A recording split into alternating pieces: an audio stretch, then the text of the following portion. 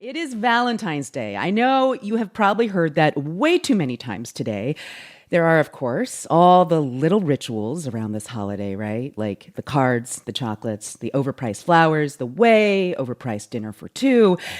And then there are some people who choose to spend the holiday, as I've certainly done here and there, curled up on a couch watching a romantic comedy. Love them or hate them, rom-coms suck so many of us in, right? Like there's the snappy dialogue, as in When Harry Met Sally. Men and women can't be friends because the sex part always gets in the way. That's not true. I have a number of men friends and there is no sex involved. No, you don't. Yes, I do. No, you don't. Yes, I do. You only think you do. Or the awkward coincidences, like this scene in Something's Gotta Give. Yes, I have an intruder in my house. 29 Daniels Lane, Sagaponic. I'm dating your daughter, Marin. She invited me here for the weekend. She's in her room right now changing. Oh! You're dating my daughter? Now, who would have thought that would be worse news? And of course, there is the sputtering, clumsy profession of love, as in Bridget Jones' Diary. What I'm trying to say very inarticulately is, in fact, perhaps despite appearances, I like you very much. Apart from the smoking and the drinking and the vulgar mother and the verbal No, diarrhea. I like you very much, just as you are. Just as you are. You may have noticed that all of those scenes that are so recognizable now are from rom-coms that are at least a couple decades old. Because somewhere along the way, around the early to mid-aughts, studios just kind of stopped making as many rom-coms as they used to. And that is what we're going to talk about now with author Scott Meslow. His new book is called From Hollywood with Love, The Rise and Fall, and Rise Again, of the romantic comedy. Welcome. Thank you. Happy to be here. The high point that you write about, this golden era that happened for rom-coms, was during the 1990s and the early 2000s. Can you first of all list the greatest hits for rom-coms during that period? And then just remind us what was going on culturally at the time that maybe made audiences more receptive to these kinds of stories? I mean, the movies we're talking about, it's a pretty incredible list. When Harry Met Sally, Pretty Woman, Bridget Jones's Diary, My Big Fat Greek Wedding, Love Actually, How to Lose a Guy in 2 Days. I mean, it is a list of just hit after hit. Yeah. And in terms of why those movies hit so well, sometimes it really is the simplest answer. Those were very good movies. They were movies that were doing what they set out to do in a way that really connected with audiences. Then what happened after that? Because you talk about how these films started falling out of favor. Audiences started feeling a disconnect with these movies. Why do you think that was?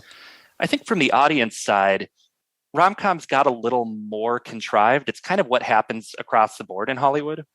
There's a thing that can happen in romantic comedies where they can become a little untethered from reality. Mm-hmm. Yes. I will shout out one of the movies that I don't like as much, which is Serendipity, where that's a movie that could be over in 2 minutes if the people who are obviously in love would just say, okay, we should be together. Let's stop playing all these weird tricks where we're going to see if fate brings us back together. Right. Okay, see this book? Yeah. Okay, so when I get home tonight, I'm going to write my name and my number inside this book. And then first thing tomorrow morning, I'll sell it to a used bookstore.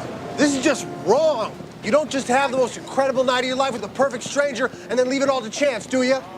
To me, that's the most frustrating kind of rom-com, where it's just like you're creating your own obstacle. And there's no real drama in the actual love story because they should clearly be together. I think those tropes became a little frustrating to audiences. Well, yeah, and we should also talk about the problem of race.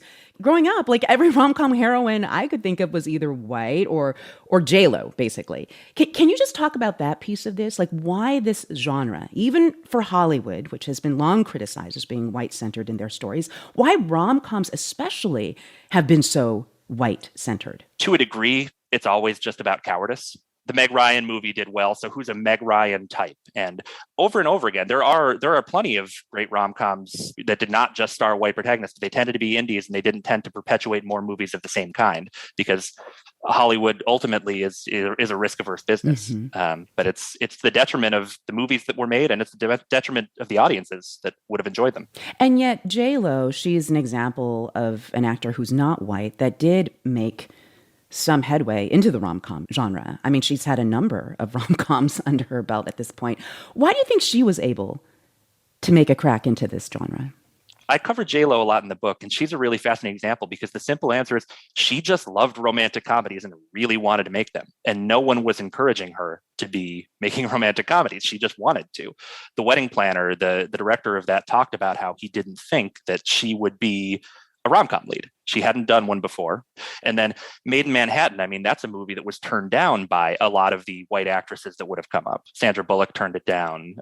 But that's a really interesting example because Made in Manhattan is a movie that changes because the protagonist is a non-white woman. She has a line in the movie about how the male lead, Ralph Fiennes, wouldn't have noticed her if she hadn't been wearing this fancy coat. Come on, half the time I'm some stereotype that they're making fun of. The other half of the time I'm just invisible. You know what? Maybe that's the point. The first time you saw me, I was cleaning your bathroom floor, only you didn't see me. That line does land differently if it is a non-white character delivering that dialogue. Well, you argue in your book that rom-coms have been making a comeback recently.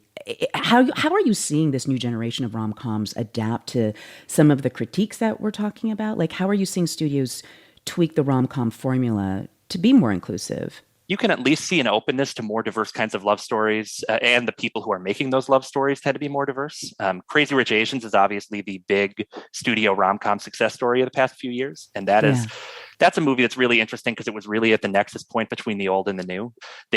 As they were pitching that movie around, they were simultaneously fielding a 3-movie offer from Netflix to just adapt the entire trilogy in one shot, which is the kind of thing Netflix loves to do. And then Warner Brothers promising your traditional kind of 4-wall, big, splashy theatrical release.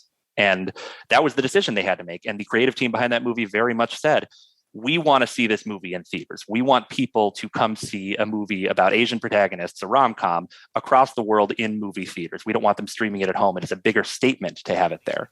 So what's your recommendation for the best rom-com to watch tonight, no matter what your romantic circumstances are? Valentine's Day, what should I be curling up to tonight? That's a great question. I'm going to shout out a more recent indie that I don't think has got as much attention as it deserved, which was Plus One. Oh, I love that. I already seen that. But yes, so go great. ahead, sell it. Oh, no. Sell it. When you're talking about kind of a jaded rom-com, I think that's right in the sweet spot of being romantic, but the characters are self-aware enough. It's Jack Quaid, so it's Meg Ryan's son, rom-com royalty, and Maya Erskine, who's so fun and delightful. Yeah. And they're basically a couple of friends who agree, we've got a million weddings and events and stuff like this year. We're just going to go as each other's plus one so we don't have to worry about finding a date all the time. And would you believe that some sparks start flying? Would you believe it? Scott Meslow's new book is called From Hollywood with Love, The Rise and Fall and Rise Again of the Romantic Comedy. Thanks so much for talking with us today. Yeah, it was my pleasure. Thank you. And happy Valentine's. You too.